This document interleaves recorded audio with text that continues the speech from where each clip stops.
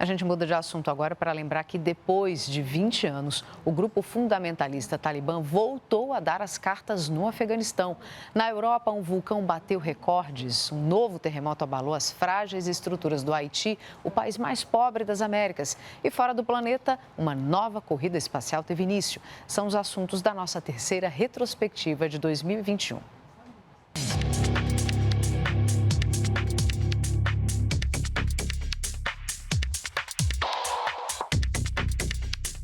O Afeganistão foi tomado de forma relâmpago pelo grupo extremista islâmico Talibã no dia 15 de agosto. Os Estados Unidos e aliados correram contra o tempo para retirar as equipes diplomáticas, civis e militares do país. Nos últimos dias de ocupação, cenas caóticas foram vistas no aeroporto internacional de Cabul.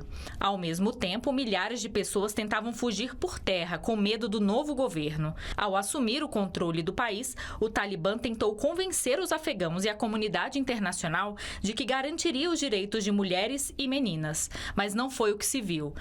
No fim de outubro e início de novembro, o G20 e a COP26 movimentaram o noticiário.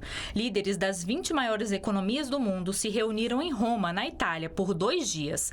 Eles discutiram sobre a pandemia, a retomada do crescimento econômico e as mudanças climáticas. O presidente Jair Bolsonaro foi ao encontro e falou sobre auxílio emergencial, preservação de empregos e a vacinação contra a Covid-19.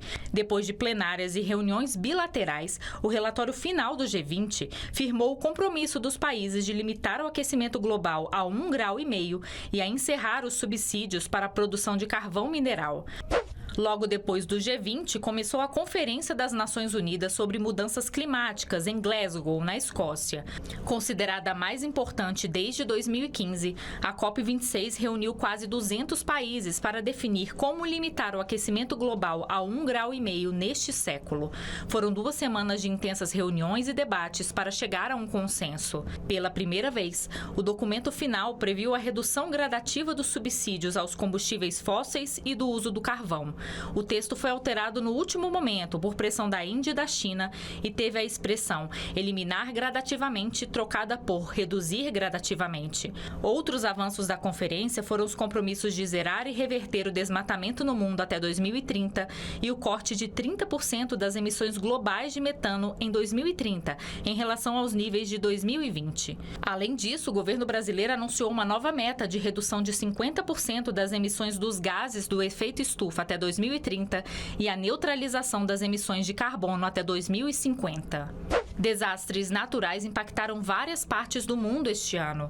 Em agosto, um terremoto de magnitude 7,2 abalou o Haiti e matou mais de 2.000 pessoas. Outras 13.000 ficaram feridas. Poucos dias depois, o país foi atingido pela tempestade tropical Grace, o que piorou ainda mais a situação. Alguns países enviaram ajuda, entre eles o Brasil. Bombeiros daqui, especializados em resgate, além de insumos e medicamentos, chegaram até lá num avião da Força Aérea Brasileira. Tudo isso aconteceu em meio a uma grave crise política, social e econômica no Haiti. O país, o mais pobre das Américas, ainda não tinha se recuperado do terremoto de 2010, que matou mais de 200.000 pessoas. E um mês antes do tremor deste ano, o presidente haitiano, Jovenel Moïse, foi assassinado. Na ilha espanhola de La Palma, o vulcão Cumbre Vieja entrou em erupção em setembro e causou muita destruição por lá. Mais de 1.000 hectares de terra foram engolidos pelo material vulcânico. Mais de 2.900 edifícios ficaram destruídos e mais de 6.000 pessoas tiveram que sair de casa. Em 3 meses de atividade, várias novas aberturas se formaram no Cumbre Vieja para que a lava descesse a montanha e buscasse um caminho em direção ao Oceano Atlântico. Essa chegada ao mar gerou muitas vezes gases tóxicos que deixaram a população local em alerta. A erupção do vulcão Cumbre Vieja foi a mais longa na ilha desde que os registros começaram em 1585.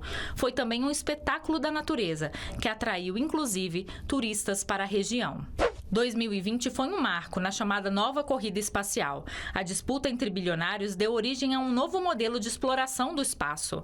No dia 11 de julho, uma nave da empresa Virgin Galactic, de Richard Branson, fez um voo até um pouco antes da chamada borda do espaço, a marca de 100 quilômetros da superfície da Terra. 6 tripulantes, entre eles o próprio Richard Branson, estavam no voo.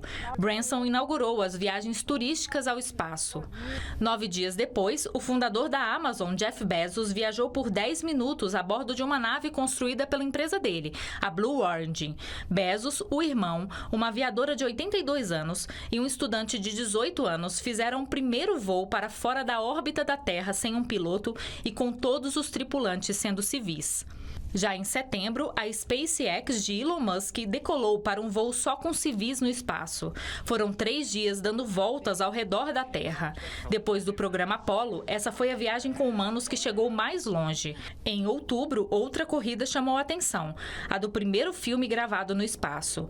A Rússia venceu Hollywood e enviou, no dia 5 de outubro, a atriz Yulia Peresild e o diretor Clint Shipenko, junto com um cosmonauta, a bordo de um foguete Soyuz.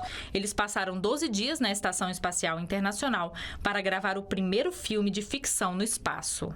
Alguns dias depois, foi a vez de William Shatner, o eterno Capitão Kirk de Jornada nas Estrelas, ir ao espaço. Ele e mais 3 pessoas voaram numa cápsula da Blue Origin, sem piloto. Aos 90 anos, Shatner se tornou a pessoa mais velha a ir ao espaço. A viagem dele virou um documentário.